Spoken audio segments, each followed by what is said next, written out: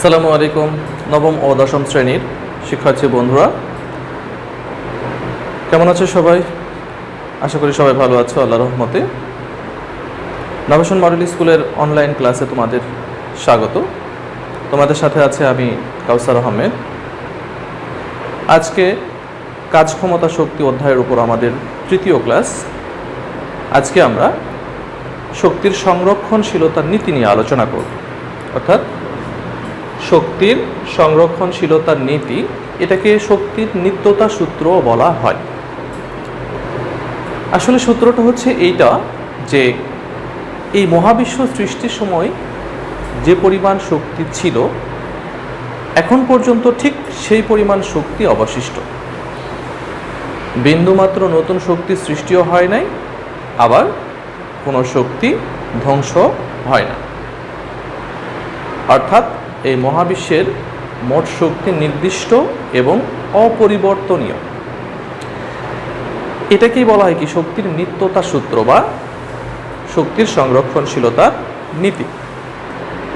তাহলে আমাদের প্রশ্ন হতে পারে যে এত আমরা বিদ্যুৎ শক্তি পাচ্ছি, শব্দ শক্তি পাচ্ছি, তাহলে এগুলো পাচ্ছি কোথা থেকে?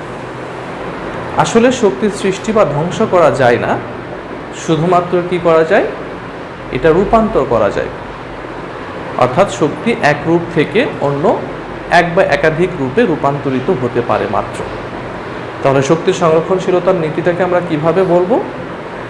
যে শক্তির সৃষ্টি বা ধ্বংস নেই, মহাবিশ্বের মোট শক্তির পরিমাণ নির্দিষ্ট এবং অপরিবর্তনীয়। শক্তিকে এক রূপ থেকে অন্য এক বা একাধিক রূপে রূপান্তরিত করা যায় মাত্র। যেমন ধরো যে ডিজেল, পেট্রোল, অকটেন, এগুলো পোড়ালে কি উৎপন্ন হয়? তাপশক্তি উৎপন্ন হয়। সেই তাপশক্তি দিয়ে গাড়ি চলে। আবার দেখো আমাদের বাসা বাড়িতে যে রান্না হচ্ছে, রান্নার জন্য আমরা কি ব্যবহার করি? গ্যাস ব্যবহার করি। গ্যাস থেকে আসলে গ্যাস পোড়ালে এখান থেকে তাপশক্তি উৎপন্ন হয়, আর এই তাপশক্তি ব্যবহার করে আমরা রান্না করতে পারি। তার মানে এখানে গ্যাসের মধ্যে যে রাসায়নিক শক্তি থাকে, সেই রাসায়নিক শক্তিটা তাপশক্তিতে রূপান্তরিত হচ্ছে। ডিজেল, পেট্রোল এগুলোকে পোড়ালেও এর মধ্যে যে রাসায়নিক শক্তি থাকে, সেই রাসায়নিক শক্তি তাপশক্তিতে রূপান্তরিত হচ্ছে। আবার এই তাপশক্তি দিয়ে কি করা যায়? বিদ্যুৎ উৎপন্ন করা যায়। আমাদের দেশে যে বিভিন্ন জায়গায় পাওয়ার প্ল্যান্ট আছে, অর্থাৎ যেখানে বিদ্যুৎ উৎপন্ন করা হয়, সেখানেও কিন্তু এই তাপশক্তি ব্যবহার করেই বিদ্যুৎ উৎপন্ন করা হয়। তাহলে এখান থেকে আমরা বুঝতে পারছি যে শক্তিকে সৃষ্টি বা ধ্বংস করা যায় না, কিন্তু একে এক রূপ থেকে অন্য এক বা একাধিক রূপে রূপান্তর করা যায়। ঠিক একইভাবে এই শক্তির সংরক্ষণশীলতার নীতিটা আমরা প্রমাণ করতে পারি উপর থেকে যখন কোনো বস্তুকে নিচের দিকে ফেলে দেওয়া হয় সেই ক্ষেত্রেও। আবার নিচ থেকে যদি বস্তুকে উপরের দিকে নিক্ষেপ করা হয়, সেই ক্ষেত্রেও কিন্তু এই নীতিটা অপরিবর্তিত থাকে। অর্থাৎ উপর থেকে নিচের দিকে বস্তুকে যখন আমরা ফেলে দিই, তখন এর গতিপথের যে কোনো বিন্দুতে মোট শক্তির যে পরিমাণ, অর্থাৎ যেটাকে আমরা বলি যান্ত্রিক শক্তি, এই যান্ত্রিক শক্তির পরিমাণটা অপরিবর্তনীয়। অর্থাৎ এখানে যান্ত্রিক শক্তির কোনো পরিবর্তন হয় না।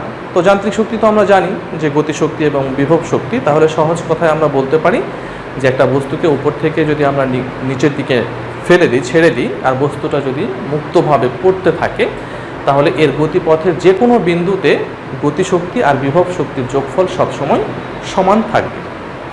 একটা জিনিস খেয়াল করে দেখবা তোমরা, একটা বস্তুকে যদি তুমি নিচ থেকে উপর দিকে নিক্ষেপ করো, তাহলে যতই উপরের দিকে ওঠে বস্তুটি, ততই কি হয়? তার বেগটা কমতে থাকে।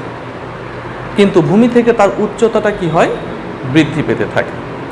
আবার যখন বস্তুকে তুমি উপর থেকে নিচের দিকে নিক্ষেপ করো বা ছেড়ে দাও, তাহলে সেই ক্ষেত্রে কি হবে? যতই বস্তুটা নিচের দিকে নামবে, এর বেগ তত বাড়তে থাকে, আর ভূমি থেকে তার উচ্চতাটাও তত কমতে থাকে। তো এই কথাটা কেন বললাম? কারণ আমরা গত ক্লাসে দেখেছিলাম গতিশক্তি এবং বিভব শক্তির সমীকরণ। তো বিভব শক্তি পড়েছিলাম কি? ইপি সমান mgh, এবং সেখানে আমি বলেছিলাম যে ইপিটা হচ্ছে কি উচ্চতার সমানুপাতিক, আবার গতিশক্তি পড়েছিলাম কি আমরা, ইকে সমান সমান হাফ এম ভি স্কোয়ার, যেখানে আমি বলেছিলাম ইকে ইজ প্রপোর্শনাল ভি স্কোয়ার। তো এখানে দেখা যাচ্ছে বিভব শক্তি উচ্চতার সমানুপাতিক, গতিশক্তি বেগের বর্গের সমানুপাতিক। তো যখন একটা বস্তুকে আমরা নিচ থেকে উপর দিকে নিক্ষেপ করব, তখন তার বেগ আস্তে আস্তে কমতে থাকে। আর বেগ যদি কমে তাহলে গতিশক্তিও কি হবে, কমে যাবে। কিন্তু ভূমি থেকে তার উচ্চতা আস্তে আস্তে কি হয়, বাড়তে থাকে। আর উচ্চতা যখন বাড়বে তখন বিভব শক্তিটাও কি হবে, বাড়বে। তার মানে একটা বস্তুকে যখন তুমি ভূমি থেকে উপর দিকে নিক্ষেপ করবা, তখন তার গতিশক্তি আস্তে আস্তে কমতে থাকে আর বিভব শক্তি আস্তে আস্তে বাড়তে থাকে। ঠিক একটা বস্তুকে যদি তুমি উপর থেকে নিচের দিকে ছেড়ে দাও আর বস্তুটা যদি মুক্তভাবে পড়তে থাকে, তাহলে সেই ক্ষেত্রে এর বিপরীত ঘটনা ঘটে। কীরকম? যতই বস্তু নিচের দিকে পড়বে তার বেগ আস্তে আস্তে কি হবে, বাড়বে। আর বেগ যদি বাড়ে তাহলে গতিশক্তি বাড়বে। কিন্তু যতই বস্তু নিচের দিকে নামবে তার উচ্চতা ভূমি থেকে কি হবে, কমতে থাকবে। আর উচ্চতা যদি কমে তাহলে বিভব শক্তি আস্তে আস্তে কি হবে, কমতে থাকবে। তাহলে বস্তু যখন উপর থেকে নিচের দিকে পড়ে তখন তার গতিশক্তি বাড়ে আর বিভব শক্তি কমতে থাকে। আর নিচ থেকে যখন উপর দিকে নিক্ষেপ করি তখন বিভব শক্তি বাড়তে থাকে আর গতিশক্তি আস্তে আস্তে কমতে থাকে। কিন্তু এই দুইটা ক্ষেত্রে যে কোনো বিন্দুতে যদি তুমি গতিশক্তি এবং বিভব শক্তির যোগফল নির্ণয় করে দেখো, তাহলে দেখবা যে সকল বিন্দুতে এই গতিশক্তি আর বিভব শক্তির যোগফল সবসময় কি থাকবে, সমান থাকবে। তো এই জিনিসটা আমরা প্রমাণ করতে পারি। দেখো,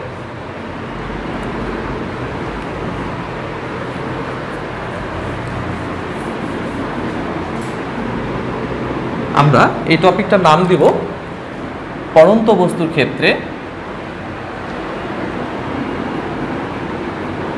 পড়ন্ত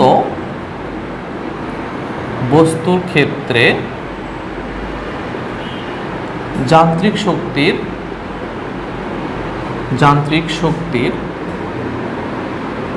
নিত্যতা। আচ্ছা, এখন দেখো, মনে করো যে এম ভরের একটা বস্তু ভূমি থেকে কত উচ্চতায় আছে, ধরে নিলাম সে ভূমি থেকে এইচ উচ্চতায় আছে এই বিন্দুতে, এবং বস্তুটি এখন স্থির অবস্থায় আছে। তাহলে দেখো, যেহেতু বস্তুটি ভূমি থেকে এইচ উচ্চতায় এই বিন্দুতে স্থির অবস্থায় আছে, তাহলে এই বিন্দুতে বিভব শক্তি কত হবে? এই বিন্দুতে বিভব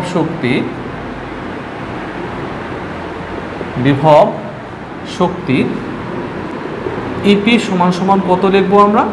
mgh। গতিশক্তি কত হবে? গতিশক্তি ইকে সমান সমান কত লিখবো আমরা? Half m v square. আমরা জানি সমীকরণগুলো। কিন্তু যেহেতু আমি বলেছি এ বিন্দুতে বস্তুটি স্থির অবস্থায় আছে, তাহলে এ বিন্দুতে তার বেগ কত হবে? নিশ্চয়ই শূন্য হবে। হাফ এম ইন্টু শূন্য স্কোয়ার, দ্যাট মিনস পুরোটাই কি হলো, শূন্য। তাহলে এ বিন্দুতে মোট শক্তি কত হবে? এ বিন্দুতে মোট শক্তি আমরা ই ধরলাম। ই সমান সমান কত? ইপি প্লাস কত? ইকে। তাহলে ইপি এর মান mgh এবং ইকে এর মান কত? শূন্য। তার মানে টোটাল শক্তি হচ্ছে কত? mgh। এবার মনে করো বস্তুটিকে এ বিন্দু থেকে আমরা ছেড়ে দিলাম আর বস্তুটি এক্স দূরত্ব অতিক্রম করে সে বি বিন্দুতে এসে পৌঁছাবে। তাহলে এ থেকে এক্স দূরত্ব অতিক্রম করে যদি সে বি বিন্দুতে এসে পৌঁছায়, তাহলে ভূমি থেকে তার উচ্চতা কত হবে? টোটাল উচ্চতা ছিল কত? এইচ। তার মধ্যে এক্স সে অতিক্রম করে আসলো, তাহলে উচ্চতা হবে কত? H minus x. অর্থাৎ বি বিন্দুর উচ্চতা হচ্ছে এইচ মাইনাস এক্স। বি বিন্দুতে বস্তুটি কিন্তু স্থির না। যেহেতু স্থির না, অবশ্যই বি বিন্দুতে বস্তুটির গতিশক্তি থাকবে। আবার বি বিন্দুটি ভূমি থেকে এইচ মাইনাস এক্স উচ্চতায় আছে, আর যেহেতু উচ্চতা আছে সুতরাং বি বিন্দুতে বস্তুটির বিভব শক্তিও থাকবে। তাহলে আমরা বলতে পারি যে বি বিন্দুতে বস্তুটির গতিশক্তি এবং বিভব শক্তি দুটোই থাকবে। তো আমরা দেখি বি বিন্দুতে বস্তুটির বিভব শক্তি কত হয় আর গতিশক্তি কত হয়।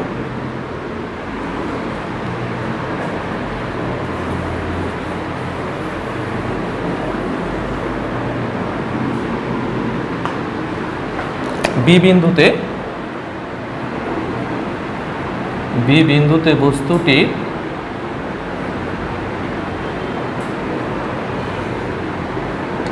বিভব শক্তি ইপি সমান সমান কত হবে তাহলে? এম জি কতটুকু উচ্চতায় আছে?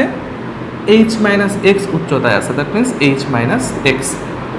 তাহলে এম জি দিয়ে গুণ দিলে এম জি এইচ মাইনাস কত হয়? এম জি এক্স। একটু খেয়াল করো, এই বিন্দুতে বিভব শক্তি ছিল কত? এম জি এইচ, একটু আগেই আমরা প্রমাণ করেছি। কিন্তু এ থেকে যখনই সে বিতে আসলো তখন বিভব শক্তিটা m G H minus M G x হয়ে গেছে। তাহলে বিভব শক্তি কি বেড়েছে নাকি কমেছে? আগে শক্তি ছিল এম জি এইচ, সেখান থেকে এম জি এক্সটা কী হয়ে গেছে? মাইনাস হয়ে গেছে। তার মানে এ থেকে বিতে আসতে বস্তুটির বিভব শক্তি কমে গেছে। কতটুকু কমে গেছে? যতটুকু মাইনাস হয়েছে। কতটুকু মাইনাস হয়েছে? এম জি এক্স পরিমাণ। তার মানে বস্তুটি যখন এ থেকে বিতে আসতেছে তখন তো মোট শক্তি থেকে এম জি এক্স পরিমাণ শক্তি কমে গেছে। এখন প্রশ্ন হলো, এই এম জি এক্স পরিমাণ শক্তি তাহলে কোথায় যাবে? এখানে তো অপশন একটাই, সেটা হচ্ছে কি? গতিশক্তি। তাহলে আমাদের সূত্র অনুযায়ী এই শক্তি তো ধ্বংস হয়ে যায় না, তাহলে নিশ্চয়ই সে কোন শক্তিতে রূপান্তরিত হয়েছে? গতিশক্তিতে রূপান্তরিত হয়েছে। তাহলে আমরা দেখি যে গতিশক্তির পরিমাণে এম জি এক্স হয় কি না। তাহলে বি বিন্দুতে গতিশক্তি কত হবে? গতিশক্তি ইকে সমান হাফ এম ভি স্কোয়ার। তো এখানে আমরা ভি এর মান জানি না, কিন্তু আমরা জানি যে v square is equals to u square plus 2g কত হবে? কতটুকু দূরত্ব অতিক্রম করেছে সে? এক্স দূরত্ব, দ্যাট মিনস এখানে এক্স হবে। তাহলে বস্তুটা কোন অবস্থা থেকে পড়ছিল? আগেই বলেছি তার বেগ ছিল 0, 2g এক্স। তাহলে গুণ করলে কত হয়? Half M into 2g x. 2 কেটে কেটে হয় কত? M G x, that is m G x. অর্থাৎ যে পরিমাণ বিভব শক্তি কমে গেছে সেই শক্তিটা কোন শক্তিতে রূপান্তরিত হয়েছে? গতি শক্তিতে রূপান্তরিত হয়েছে। কিন্তু মোট শক্তি কি অপরিবর্তিত আছে? একটু হিসেব করে দেখি। মোট শক্তি তাহলে এখানে ওই ই ধরতে পারি আমরা, ইপি প্লাস কত? ইকে। তাহলে ইপি এর মান কত ছিল? M G H minus M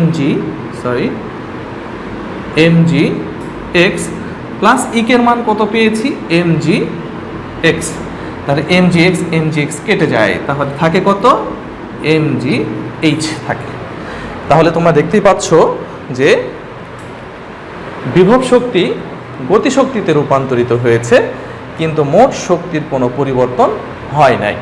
তার মানে বস্তু উপর থেকে যদি নিচের দিকে পড়তে থাকে, শুধু বি বিন্দু না, তুমি যে কোনো বিন্দুতেই যদি মোট শক্তির পরিমাণ নির্ণয় করো তাহলে দেখবা কি যে সব বিন্দুতে মোট শক্তির পরিমাণ নির্দিষ্ট, অর্থাৎ মোট শক্তির কোনো পরিবর্তন হবে না। কিন্তু বিভব শক্তি গতিশক্তিতে অথবা গতিশক্তি বিভব শক্তিতে রূপান্তরিত হতে পারে, অর্থাৎ এক শক্তি অন্য শক্তিতে রূপান্তরিত হবে, মোট শক্তির কোনো পরিবর্তন হবে না।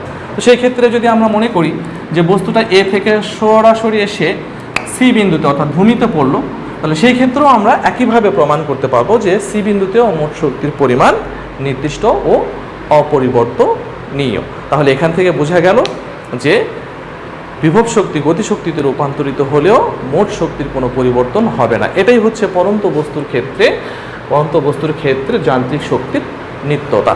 আশা করি সবাই বুঝতে পেরেছ। পরবর্তী ক্লাসে আমরা এইটারই কিছু প্রয়োগ আছে, সেই প্রয়োগ নিয়ে আলোচনা করব। ততক্ষণ পর্যন্ত সবাই ভালো থাকবা। আল্লাহ হাফেজ।